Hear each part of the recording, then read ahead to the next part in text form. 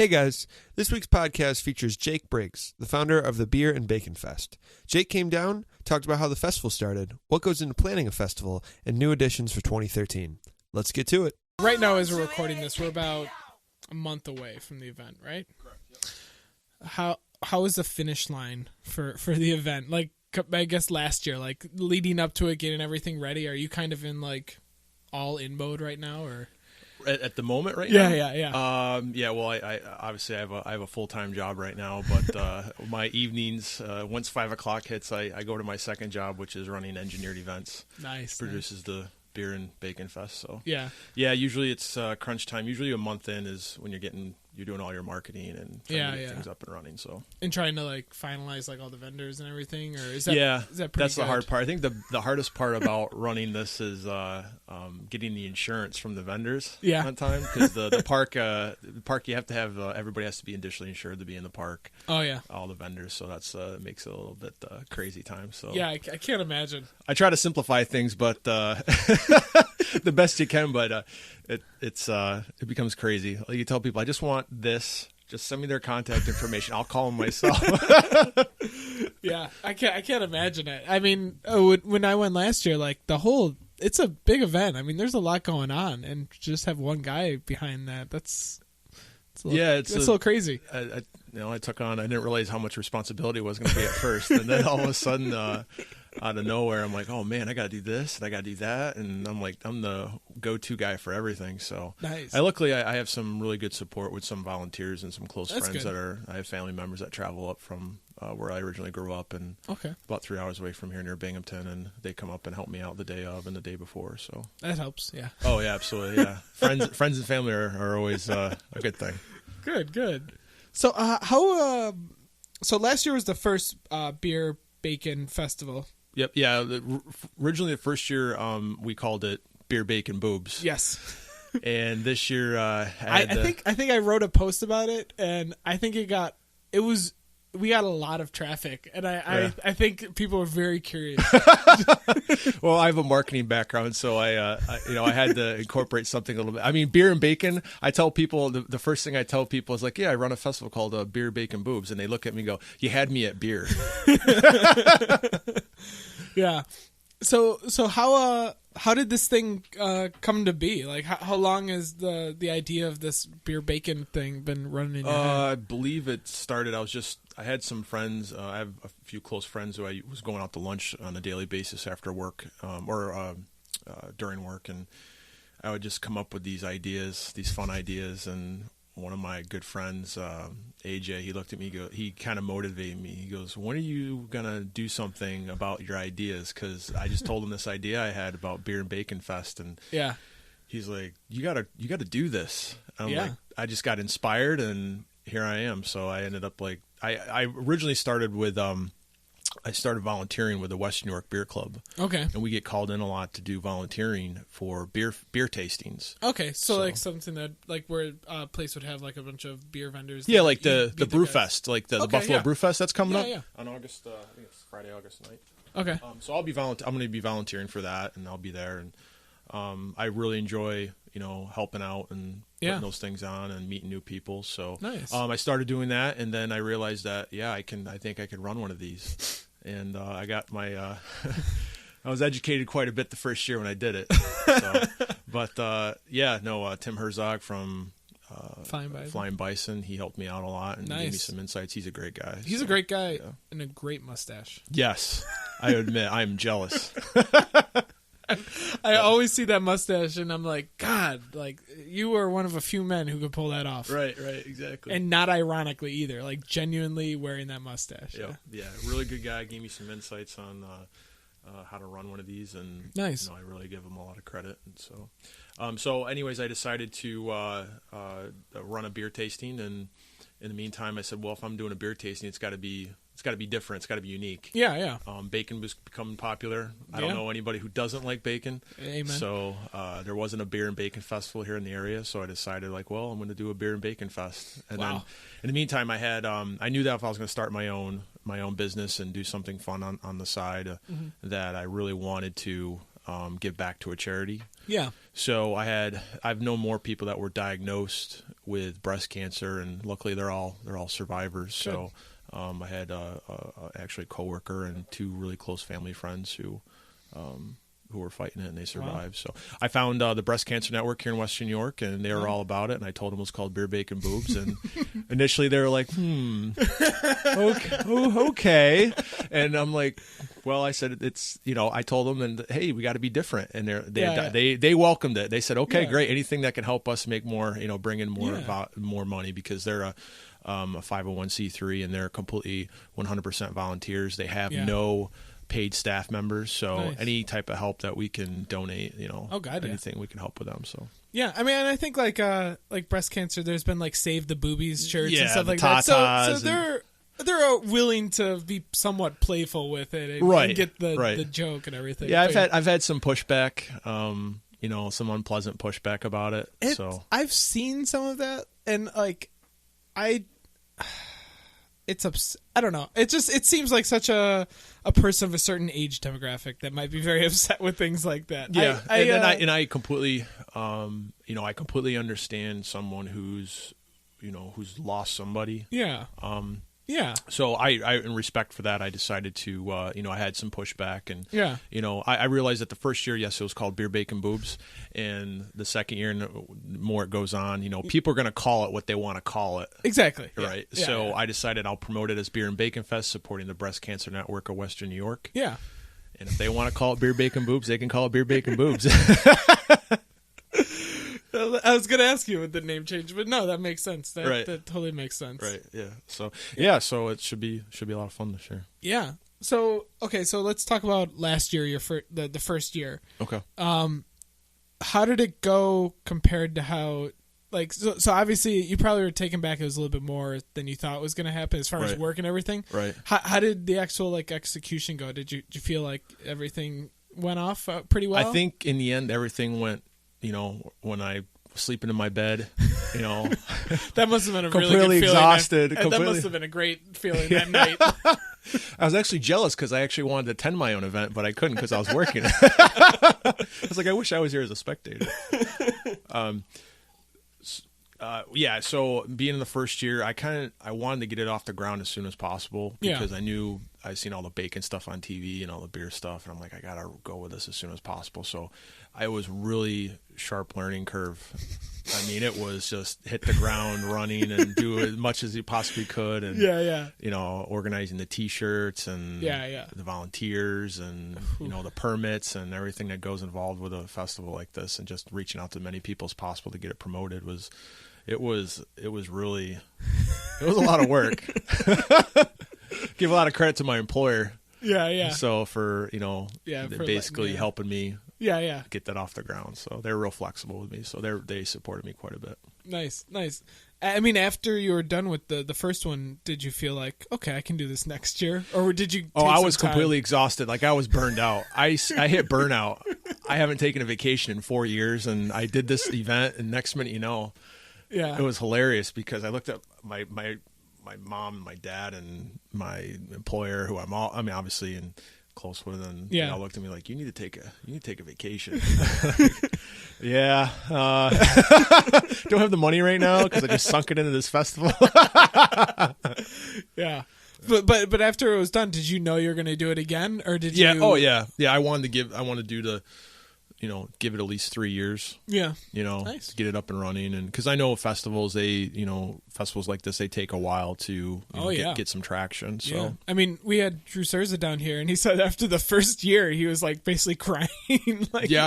Everybody told me the first year you're not going to do so well. Mm-hmm. And then, second year, you're going to learn your mistakes and try to do a better job, and you'll get more people to come, and so things just take a while to build traction. Usually they say year 3 and 4 is when you do really well, so when you start to see more people show up, and it becomes like kind of like an institution, or like something that everyone knows every year is coming around, like it's like, and then in this is that festival coming up? I'm like, well, I do the same exact thing. I know every year, first, I think it's the first or second weekend in August, the Brew Fest is coming up, and I know exactly what I'm looking for. Exactly, so, Yeah, the Wing Fest and the Taste of Buffalo. Like everyone has these like little things on their calendar. Like, oh yeah, that's coming up. But the crazy thing, I know you're going to ask this question, but the crazy thing about event planning, and a lot of event planners and producers will realize this, and I've talked to a few of them here in the area, and it gets so intense because you're doing all this marketing before an event.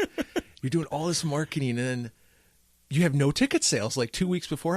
You have like a handful of tickets. Yeah. Whammo! All of a sudden, oh my God. 3 days before the event, your ticket sales are going through the roof, and like everybody waits to the last second. See, that would drive me crazy. And the thing is that I know that now. So last year, I was sweating bullets. Oh man, what are we doing with this tent? Like, what am I doing? Oh man. Oh my God. Yeah. That would have scared me the first year just by that alone. Like, yeah, I was pretty scared. Like, and then of course one factor is the weather too. Yeah. So it held up pretty well. I think there was at one point it was a little windy, maybe. Right. But otherwise, it held up really well last year. Yeah, I was really scared. If anybody had it on camera, my dad and I were putting up one of my tents. Yeah. To get it, one of the pop-up tents, and yeah, literally him and I, it was torrential downpouring, and this thing. Oh, was it? It was earlier bad. in the day? Yeah, it was like 9-10 o'clock in the morning. Oh. We were setting up, and I actually had to call out the tent company to come out and actually readjust the tent because it got a little bit of damage there. But, wow. Yeah, but if anybody had it on, if I could put this on YouTube or anything like that, it would have like 1 million hits because him and I cursing, swearing, and putting this thing up. This tent just got destroyed. I mean, it was pretty funny. But I'm like, oh man, I'm sunk. Well, it worked out. It worked out. I couldn't believe it. I'm like, oh man, like the sun came out, and yeah, I was like, oh, it's gonna work. Yeah. So yeah, but yeah, ended up going pretty well. So yeah, I was really happy to go there and see a first time event have good traffic and everyone seemed to be enjoying themselves. So yeah, I had a lot of compliments at the end, and I actually met a few other people the other day who I met through a networking event, and I told them what I did, and they go, oh, I went to that. I said, you were there? And he goes, yeah. And he goes, I'm going again. I'm like, well, that's awesome. Yeah. He had a lot of fun, and nice. So he thought it's a nice little event. Great park. I love the park there. So yeah, I was gonna ask you why you chose to do the Williamsville area. Just cause, I live in Williamsville. Okay, well, that helps. I'm probably about 3-4 blocks away from there. Nice. So real short walk. You get to stumble I home. get to stumble home. Yeah, I go to a lot of events there. Next week is the Taste of Williamsville on Sunday. We're gonna be missing it, unfortunately. All right, yeah. Well, I'll be in Italy. Yeah, but yeah, that's okay. We'll let you go this time. Yeah. But no, that's a great event. And then the night before, I'm actually helping a new friend of mine who I've collaborated with. His name is Al Yates, and he's one of the trustees in the village of Williamsville, and he puts on the Taste of Williamsville. So I'm helping him out with that. And nice. So yeah, they're a good group. They're just a really community involved there, and they welcome me to. They don't have anything going on Labor Day weekend, so they said, yeah, come on, nice, put it on. So nice. Yep.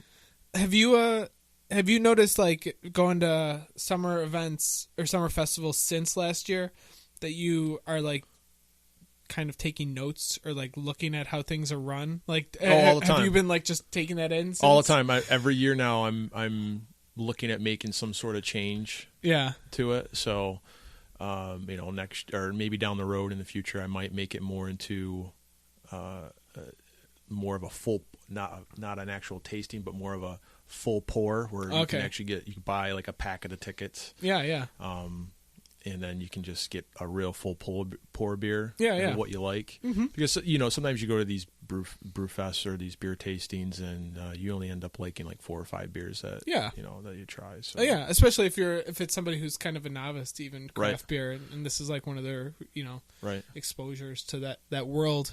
Right. Yeah. I was volunteering at Beerology at the Ithaca table. Ithaca Brew Co. And they had we were pouring Flower Power and their apricot wheat. Yeah, those are definitely two different.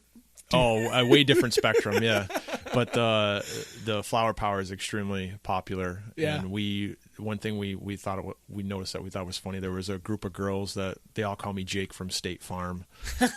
So that's very funny. Yeah, so I've got to know them through Brewfest, and they pretty much camped out right in front of the Flower Power. Nice. So yeah. Nice. Yeah. Nice. But they'll sit there. Yeah, some of these tastings you'll notice people will come in and they'll just sit there and camp out. Yeah, and just at have the one. just the one that they really like the most, and they'll sit there and camp out and drink the beer there. So yeah. So when was your first like love of beer? Like have you always been a beer fan, or did you get into craft beer lately? Or yeah, I got into craft beer. Boy, that's a good question. Boy, that's probably a while ago. Well, in college, I was used to drinking Yuengling. Mm-hmm. I went to a school, Mansfield University in Pennsylvania. Yeah, so Yuengling would be the big beer there. Yeah, Yuengling was the big beer. I drank a lot of you just walk in a bar and tell them you want lager. And they just pour you a Yuengling lager, I kind of really like that. Yeah. I wish that was up here. Yeah. And a lot of Pabst Blue Ribbon. Pabst yeah. Blue Ribbon, yeah. So yeah. I drank a lot of that in college. Then all of a sudden when I became grown up and got a grown up job and had some money, I decided to, start drinking some good stuff. Yeah, yeah. So I did a couple tours at Flying Bison, and I got into their beers there, and the Rusty Chain and the Aviator Red, really good stuff, yeah.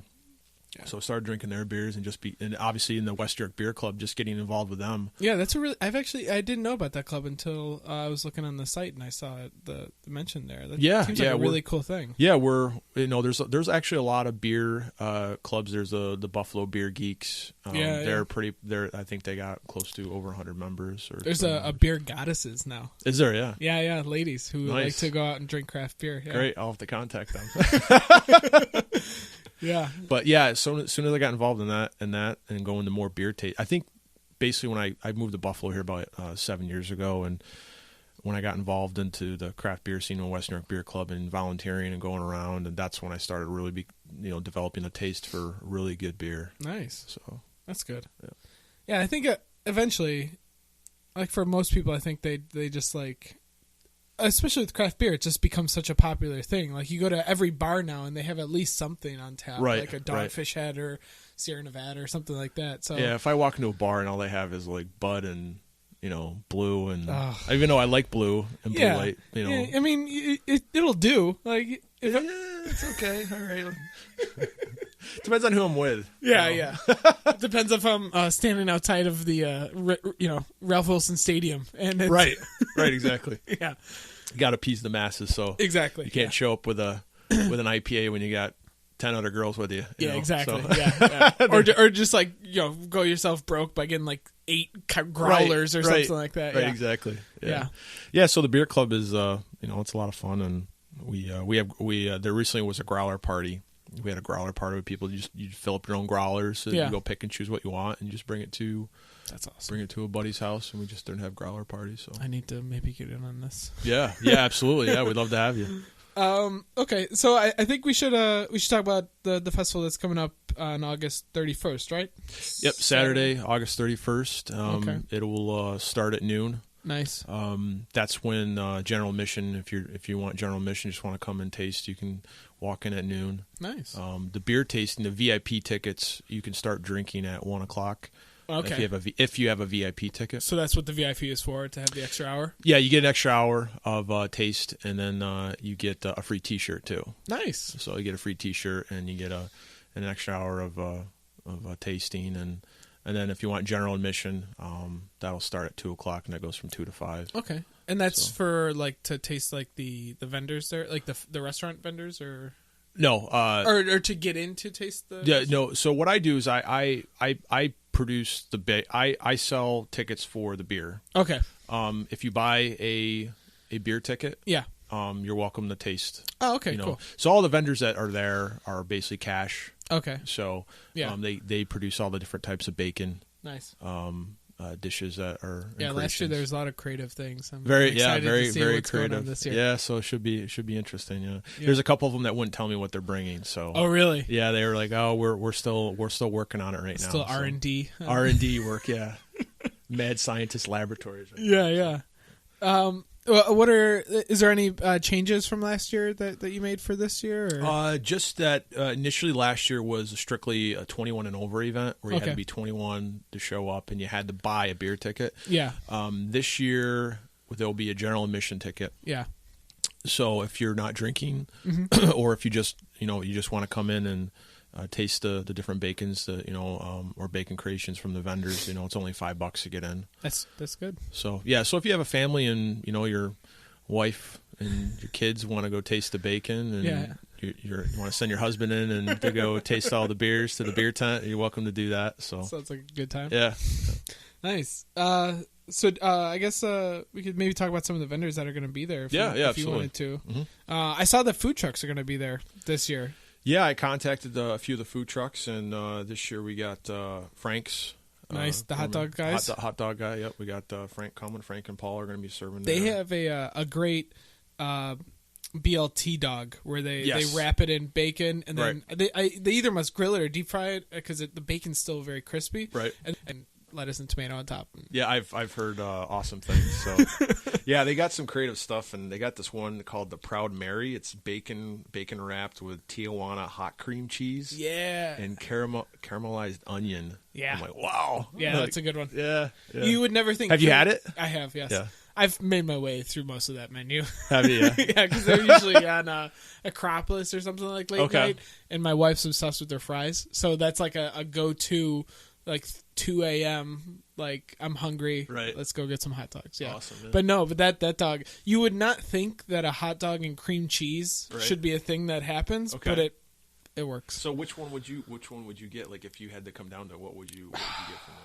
That one is probably my favorite right now. Really, the Proud The Mary? Proud Mary, Yeah. yeah. Okay. That or the Violet Beauregard, which doesn't have bacon, but it has fried onions and a blueberry sauce. That's what I was told by. I was just sitting there telling him, like, yeah, I got Frank's coming. Oh my god, you got to try this hot dog. It's got blueberry sauce on it. It is amazing. Yeah, it's another one of those where it doesn't sound like it should work, Right. but it totally works. Yeah, they said it's amazing. Yeah. Nice. Yeah. Awesome. So we got Frank's coming, and then we got the Roaming Buffalo. They make great food. Oh god, yeah. They do this stuff with this bacon jam. Yeah, man. Oh, I mean, they have man. shirts that even says "I love bacon jam" and stuff like that. Yeah. So they had this. I tried it a few times. Their WTF burger. Oh yeah, the Yeah. peanut butter. Yeah, and, bacon and peanut butter, and it's like, whoa. I tried this, and I'm like, I did one of those looks where I bit into it, and I look over. I'm like, oh my god, this is amazing. yeah. I think they won best burger in Buffalo Spree. Yeah, was it the hamburger? Were they at the hamburger burger fest, right? Too. They were there too, and they won an award. I think. they? Yeah. But yeah, Buffalo Spree named them best burger in Buffalo, and it was that burger. Yeah, they got great burgers. Yeah. So I'm really happy to have Frank's and the Roaming Buffalo there. That's gonna be awesome. Yeah, and then we got the Sweetheart Nice truck. Yeah, the dessert truck. Yeah, we got the dessert truck. Right now, they only would let me know that they're bringing their bacon almond brittle. Okay. And they are bringing a fresh strawberry lemonade they're making. Yeah. Because they feel like everybody's drinking all this, drinking beer, and then they're eating all this salty, rich salty food. They're gonna want something nice to wash it down. Yeah, for sure. Yeah, I think the woman behind that's Kelly. Kelly, yeah, she's great. Yeah, and I think her truck is like one of those that like it's meant to complement other trucks. Oh, sure. Like somebody will go and get like something really greasy, and then she's there, and it's like, okay, I need something. I need to cut something. Like Right. I had their banana pudding recently, and that was really good. Oh yeah. She does a great job. Yep. That's awesome. Those are some good gets. Yep. Right now, the Village. Also, we have the Village Sweet Shop showing up. They're doing some unique sweet treats. So they're doing a bacon. They did last year. Did really really well. Was with their bacon peanut butter cups. I had that. Yeah, that was funky. It was really good. Yeah. And they're actually doing bacon chocolate this year. Nice. I don't know if they did that last year or not.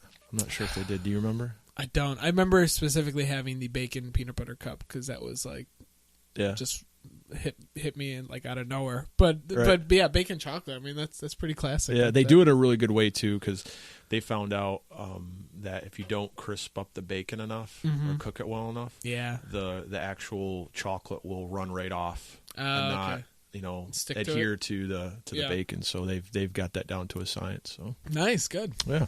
Then we got Ebenezer's Ale House back by popular demand. Yeah. Sean and their guys out there, Sean Schweiss, the owner of Ebenezer's Ale House, he's a great supporter of the Beer and Bacon Fest. And good. Yeah, he's my go-to guy.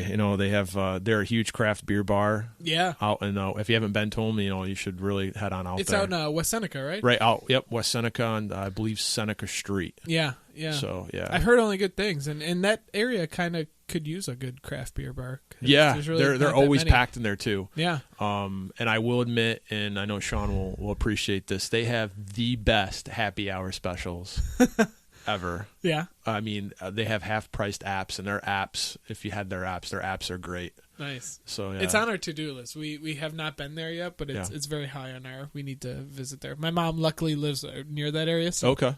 I think I can convince. I can pull a trip into saying hi to mom and then go get some beer. Right. Yeah. So they have this mac and cheese that won last year for best mac and cheese. Yeah. Bacon mac and cheese. So it's more of a smoked They put smoked Gouda in it, and they put damn. What else they put in there? It's bacon. A form of bacon. It's a prosciutto. They put prosciutto on it, but I believe prosciutto is a form of bacon. I believe so. They put that in there, and it's really creamy, and it's amazing. That's legit. Yeah. So they won that for best bacon mac and cheese. Oh, last they were? year. Okay. Yeah, they won that last year. Nice. Yeah. So yeah, and they're also bringing their very popular Cajun Angels. Okay. Yeah. So yeah, they're bringing their bacon wrapped shrimp. Oh, that's okay. I was looking through with my pictures Cajun with the smoked Cajun sauce on it. Yeah, it's delicious. Yeah, every time when I go to there to go visit Sean and drink some beers, I got to get the Cajun Angels.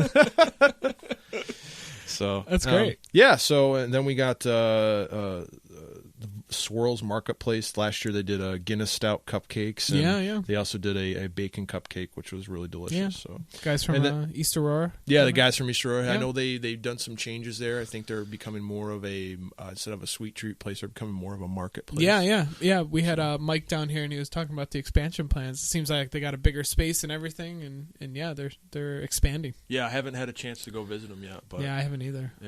Yeah. So they're bringing their stuff back. They were the first, one of the first ones. Ebenezer House and them were the first ones that were immediately said, "Yeah, we're coming back." Awesome. Yeah. So Good. they were immediate. Yeah. So then we got right now on the fence. Right now we're working on Fat Bob's again to bring back their best overall sample, which was the pork bomb. Yeah, that was it was like sausage bacon wrapped in sausage and bacon, right? Or something. Yeah, it was smoked sausage wrapped in bacon, smoked, and then they dipped it in this like the special barbecue sauce they have. It was really good. It won overall. Really? For Nice. best overall sample. Nice. And last year they did a bacon jalapeno cornbread. Yes. I didn't get a chance to taste it. Obviously, I was busy at the gate. But you had things to do. Yeah, I had things to do. I was a busy guy. Yeah. So, But no, that was good. It was nice and crumbly. No, it was pretty legit. So yeah, we got those so far. That's what we have so far. Nice. I forgot to mention that the Cheesy Chick is also. Oh, that's right. Yeah, Cheesy I saw Chick's that coming on the site. Right now they're bringing their bacon. How could I forget this? I'm assuming bacon grilled cheese, grilled cheese. bacon grilled cheese. Yep. But I imagine being the Cheesy Chick, they're probably going to bring like a bacon mac and cheese. Yeah, of some and sort. so the truck's actually going to be there, like the actual truck itself. Yeah, the actual truck will be there. That's awesome. Yep. So we got the trucks coming in, Ebenezer's, and a few pop-up tents. So. That's cool. Yeah. So we got a few vendors, and I'm looking to grow it every year now. Yeah. So as soon as we keep bringing the attendance that keeps coming in. Yeah. I look to bring in more vendors. That'll be cool. Yeah. Yeah, that's a pretty good list right there, though. Yeah, it's I'm a pretty strong list. Pretty pumped about that. Yeah. So we'll see what happens. Yeah, it seems like I am very lucky to be a bacon judge. Yes, thank you. I appreciate it. Yeah, I have that Donnie be a bacon judge. So I think I either tweeted it or whenever it happened, but I was like, how could I not be a bacon judge? How can you say no? I had two people last year. I couldn't believe it. They said no to me. Or they said yes, and then they said, "Oh, I'm sorry, something came up." Like, what could have possibly come up to decline being a bacon judge? Seriously. I don't want to mention their names, but yeah, I respect that. But yeah, no, that's horrible. I as soon as I think it's a sin, right? Yeah.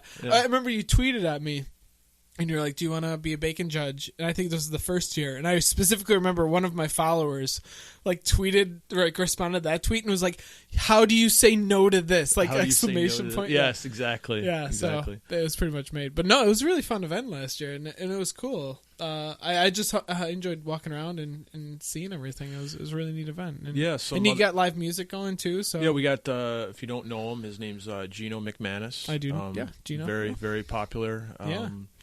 Actually, he's very popular in Japan. Really? Okay. He's got a real strong following in Japan, and nice. He's pretty much like a rock god out in Japan, from what I've been told and what he shared with me. Yeah. And his son is also following in his footsteps as a musician, and he's also known as a very well known musician out in Japan. And nice. So he's coming in again, and he's bringing a few friends actually from Japan. I believe he's got 10 friends. That's awesome. Who are traveling from Japan, and they're going to be at the Beer and Bacon Fest. That's really cool. Yeah. So we're going to have some international presence there. Yeah. That's awesome. Yeah. So that he's going to be playing. He plays a lot of classic rock, and he actually is he heads up the Ifs. If you know the Ifs they're the Guess Who tribute band. So, but him and another close friend of mine is playing drums, and awesome. So they'll be playing the majority of the time. And then something new I've decided to bring to the festival is DJ trivia. Oh, okay. So if you know DJ trivia in some of the bars, local restaurants around here, they're doing that. So contacted Bill. Bill's the owner of DJ Trivia, so he's going to be. So people are going to be able to compete for bragging rights. Bacon themed trivia, or just trivia? Bacon, probably bacon, football, beer trivia. Nice. You know, the stuff that's all involved in the festival. So the cool thing is you'll be able to come in. You'll be able to, not only eat and listen to music, but you'll be able to formulate a team at the tables and and compete against trivia. That's awesome. Yeah. Any beer vendors that you have lined up already? Or? Yeah, right now I'm working with 2 of the distributors that I usually go through, Triad and Certo, and we're working with them right now. And right now I'll have a list come out by the end of the week. Awesome. With all their the stuff that I'm looking to pick and choose. The thing is, I get to pick it, which is great because I'm the one that buys the beer. So nice. Are you gonna try to do any of the local guys too, or? Yeah, Flying Bison, Southern Tier, EBC. Nice. That's cool. Pearl Street will awesome. be there. Very cool. Big Ditch Brewing won't be able to serve. Yeah, but they'll be there. They'll be out there promoting their brewery. Good. I'm very excited to see those guys come up. They'll be really cool. Yep. Big Ditch and another one, a good friend of mine too. They just started the Rusty Nickel. Yeah, I just heard about that. Yeah. Yep. So they'll be there promoting as well. They'll be pouring beers and promoting their stuff. So yeah, because I think they can let people sample it, but they can't legally sell it yet. Right? No, I don't think you. I think they can't even. Yeah, they can't even sample. Oh, so they'll just have information and stuff. Yeah, like right that. Now they'll have information. Nice. And, T-shirts to sell. Well, that'll be good for them because they need to get the name out there and get people excited for it. One cool thing is I have a real good friend as well who will be there, and they've worked out a deal. They're now with Can Jam. Oh, okay. So they'll be selling what they call their mini Can Jam. That's a thing. It's a thing. They took Can Jam and they miniaturized it so you can play it indoors now. I'm going to Google this as soon as we're done recording. Yeah. So they came up with it. They went to them and showed them their idea, and now they're partners with Can Jam, and they're right here in Buffalo. So that is amazing. Yeah. So they'll be there. They'll be promoting their mini Can Jam, and I love this. I love that idea. Yeah, that's great. And instead of just traditional beer pong, you'll be right Can Jam. Yeah, nice. Yep. Jake, it sounds like it's a pretty good thing coming up in a couple weeks. Yeah, a lot of fun. I hope people show and I mean we're definitely we're all in on this. So we'll be telling our followers all the good details that are coming out and everything. Because I mean I had a really good time last year, and I think this is totally for people who are craft beer nerds and who like good food. So if you like bacon and you like drinking craft beer, I mean that's like a niche in itself right there. So if you're part of that crowd or you like that type of food, hey, come on out. We'd love to have you. Yeah. Well, Jake, thanks so much for coming down. Yeah, thanks for having me. I appreciate it, and I look forward to you being there and being a bacon judge. I am honored, and I will definitely be there. Awesome. All right. Well, thanks a lot. Yeah, no problem.